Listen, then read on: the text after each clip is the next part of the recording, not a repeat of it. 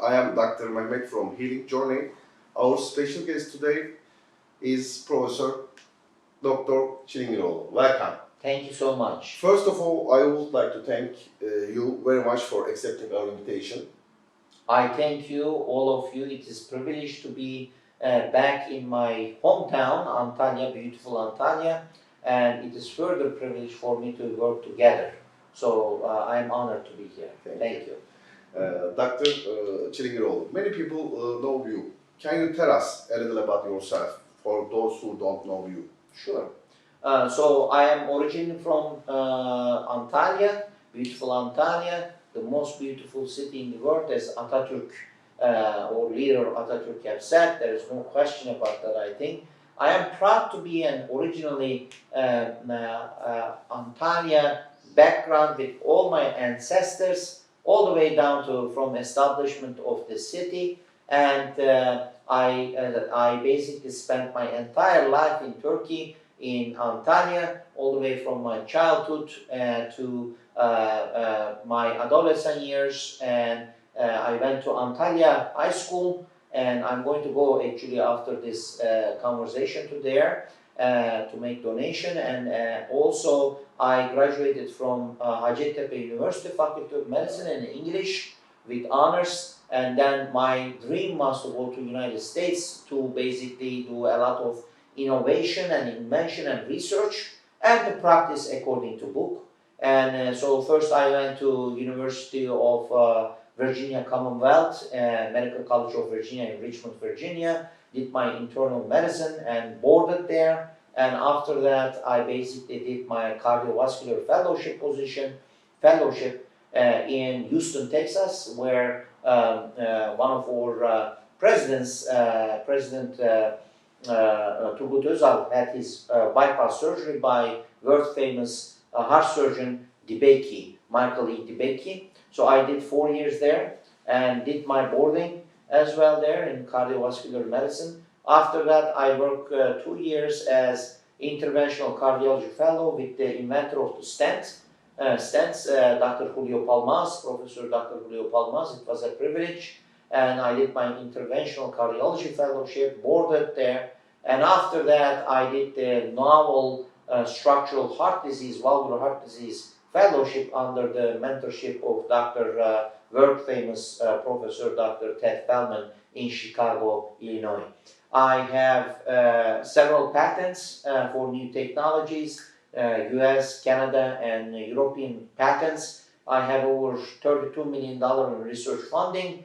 In the meantime, I'm professor at 10 universities in the United States, and I teach, I research, and I do the clinical medicine. So I am really, really honored and privileged to be working with the world leaders in the field, and now coming to Turkey and providing care in my own hometown to various people coming all around Turkey, as well as tourists coming from outside Turkey. So I'm really, really honored to be here. We are very happy for that. Thank you so much. Again. My first question about health tourism. What do you think about health tourism? Is position and role of Antalya? Yes, thank you. I think that you ask a golden question. Antalya is an amazing city. It has mountains, it has history, it has sea, the Mediterranean, and it has a lot of resorts, world-renowned resorts. So it's already a tourism city. And over the last decade or so, we had a lot of advancement in cutting-edge hospitals being built in, erected in Antalya with amazing physicians who are trained all around the world, like me and like yourself. And so if you think about it, the tourists not only come here to visit the city as a tourist, but at the same time, the healthcare cost in Turkey is much less than they will get it in their own country.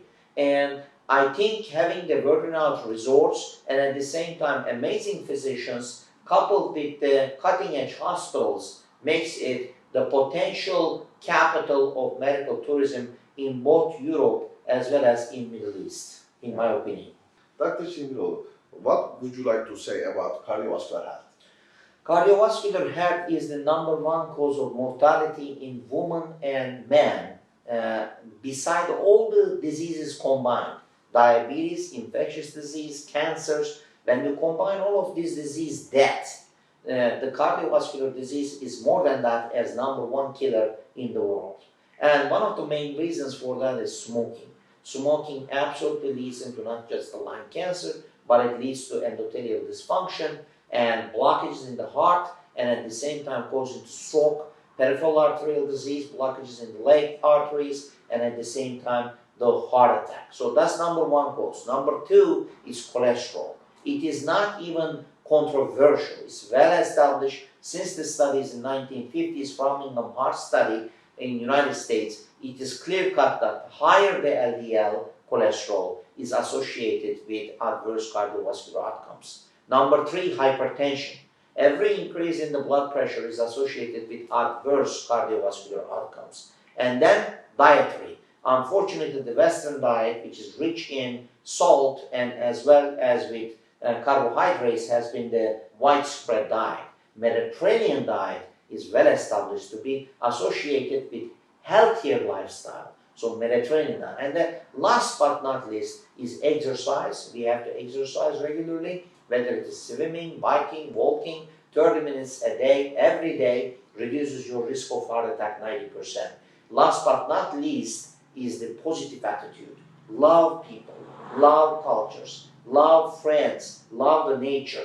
And be positive, because there is so much negativism going on in the world, and you don't want to be part of it. You want to be the counterproductive, you want to be positive. I think when you put all this together, you will have a healthier lifestyle overall. Dr. Çilingiroglu, as you know, COVID has an effect on many systems Yes. in our body. Yes. What do you think about the effect on COVID on heart and vascular system? That's a very good question, golden question. So COVID affects primarily the endothelial cells, the lining vessels of the arteries and the heart, and it causes a long-term dysfunction in endothelium. So I think in very soon time, having history of COVID will be associated with increased risk of cardiovascular death. That will include stroke, that will include heart attack, that will include blockages in the arteries in the leg. So I think if someone have had the COVID, and even though they call themselves healed up or cured, I don't agree with that, because from all studies in the United States, which is in press, that when we do vasodilation studies in these patients, we clearly see that their endothelial dysfunction is permanent, not transient, and associated therefore with increased cardiovascular death. So I recommend everybody to wear their mask, get their vaccines and messenger RNA vaccines, not the Sinovac vaccines, and then basically protect themselves from the crowd, close space, and basically to have a healthier lifestyle.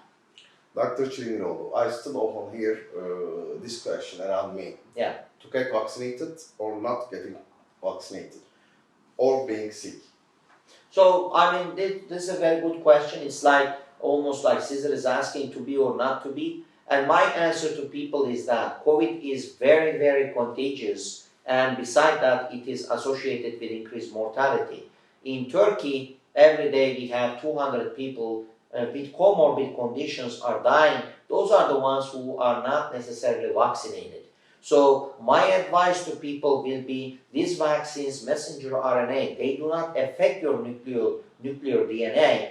They are just a part of the particular protein that's called spike protein, which helps the virus to attach themselves into the cells, human cells. We basically have that code basically being synthesized into the protein, and we give that to you, and it doesn't go to your DNA, has nothing to do with your DNA, it doesn't even go to your nucleus, and your body basically proteins antibodies against that protein, spike protein, and that's how they protect. So, and they have been protecting 98% or so, and let's say that some people say, you know, I get still sick. You can get sick, but you are not going to die if you get the vaccine and had COVID, and then you will not be in the ICU settings. So most of the places that, even in Europe, that we see that they still struggle, those are the people who are not necessarily vaccinated. vaccinated people who are not vaccinated. Vaccinated people, if they get COVID, it is much, much milder form than otherwise. And the last question I have, the last comment I have is, we have vaccines for MMR, measles, mumps, rubella. We have vaccines for tetanus. We have vaccines for diphtheria. So if we say that we will not have any of the vaccines from now on, we will have multiple pandemics in the world, which can be preventable by vaccines. So I say, get your mask, get your vaccine, eat healthy, and move on with life. Thank you very much. Yeah. Dr. Şiringiroğlu, what is the true effect of cholesterol on human health? The cholesterol is an essential part of human body molecule, especially for membrane stability. However, the physiologic LDL is around 50 to 60 milligram per deciliter. But when someone has a cholesterol LDL, cholesterol of 190, 194, 200, that's basically building up plaque inside the vessel wall. So if someone basically has prior history or family history of strong cardiovascular disease, I will highly recommend for that person to change their diet, exercise, and use the statin medications, because you want to prevent the plaque from beginning, okay, before forming. So I have been taking cholesterol medication since I am 31 years old, because I know that I have chronic kidney disease. I was going to end up with possibly kidney failure, so it helped me. When I received my kidney transplant in Antalya, and I came for medical tourism. I came from America to get my kidney here, and the bottom line is that I had no blockages in my arteries in my heart. And the part of the reason is, majority part is the statin medications. Thank you. Thank you. Dr. Şiringiroğlu, what are varicose veins? Varicose veins are the veins that we have in our legs. These are superficial veins. They're under the skin, and blood going down is easy. We don't call it blockage, right? It's artery. So it gives the oxygenated blood into legs and the feet. But after that, the blood has to return back. So those are the veins. Those are the pipelines, we call them.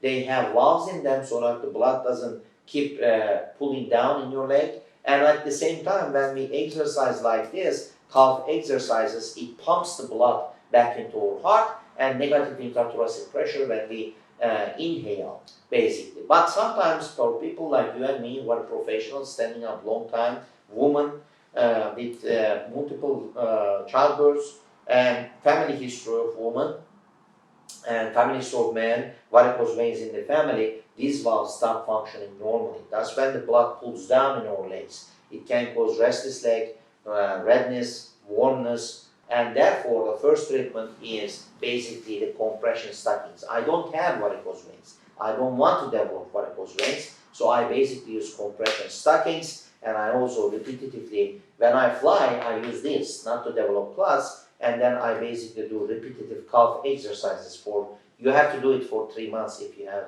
varicose veins. And after that, if you still have symptoms, then we basically identify the vein which is refluxing. We enter with a small needle. We can basically inject glue, or we can inject glycerin soap, or we can do laser and get this patient treated. Dr. Şiringiroğlu, can all varicose veins be treated surgically or intervention? I would rather, in old days we used to treat the varicose veins with surgery. You know, you put a long thing and you pull it through. Not anymore. Right now we have so many different technologies that we don't have to do surgery for varicose veins anymore. And it is both cosmetically and at the same time, from the patient's standpoint, we send them home the same day. So a patient comes into office, for example, this office, we use the ultrasound, we detect where the varicose vein is, and after that we basically treat the vein. Patient goes home. Monday, if I do it Friday, patient comes back to this office on Monday. They make sure that they don't have any blood clot development, and then after that they can basically continue. Sometimes you have varicose veins with lymphedema, and especially Antalya is born, so lymphedema treatment is also amazing. So it may be congenital or it can be acquired. We wrap them, you know, we wrap them, and the legs can be like this and they shrink. So both lymphedema treatment and varicose veins are dear to me, because they make a huge change in people's lifestyle. Thank you. Thank you. Dr. Çilingiroğlu, what is aortic aneurysm? Aortic aneurysm is in people who have prior to smoking, especially men, after the age of 60, hypertension, hyperlipidemia, and family history. They can, the aorta in our belly is about 2 to 2.5 centimeter. The aorta, certain segments start basically enlarging. And then 3 centimeter, 3.5 centimeter. When it comes to basically continues to enlarge, and when it becomes 5 centimeter, something has to be done. Because aorta can rupture. Albert Einstein, world famous Albert Einstein, scientist, he died from the aortic aneurysm rupture. And sometimes when it ruptures to backward, not intra-abdominal, retro-abdominal, and then you have no idea why this patient is nauseated, vomiting, hypotensive, till you basically find it out. So U.S. task force, that we say, the health recommendations, every single man who have ever smoked, 60 years and older, should have an abdominal aortic ultrasound screening for aortic aneurysm. There are 2 ways to treat that if they need to be treated. One is endovascular, through the groin, without cutting the belly open. The other one is open surgery. Now the technology through the groin, the treatment is so advanced, we send few people, if any, to the surgery. Thank you very much. Dr. Çilingiroğlu, thank you very much for enlightening information. Thank you. I hope that the viewers also found answers to the questions Thank you. they were wondering about. Thank you. Finally, do you have anything you want to say to those who are watching us? Yes. So I love Turkey and I love my hometown, Antalya. In regards to Turkey, I love the Turkish people. I love the Turkish culture. They are all very dear to me. Part of the reason that I will come from United States all the way down here and time to time spend my time here, see patients, educate young generation. Atatürk mentality, folks, is my love for Turkey. So it means so much to me. Turkey is not the Turkey that I left 30 years ago. I think we have now leading in healthcare, leading in tourism, and I think looking forward to working with you, Dr. MEHMET. Thank you. And I think the potential for medical tourism and otherwise is humongous and great. So I am very, very thrilled. Thank you very much for watching us. See you in another episode.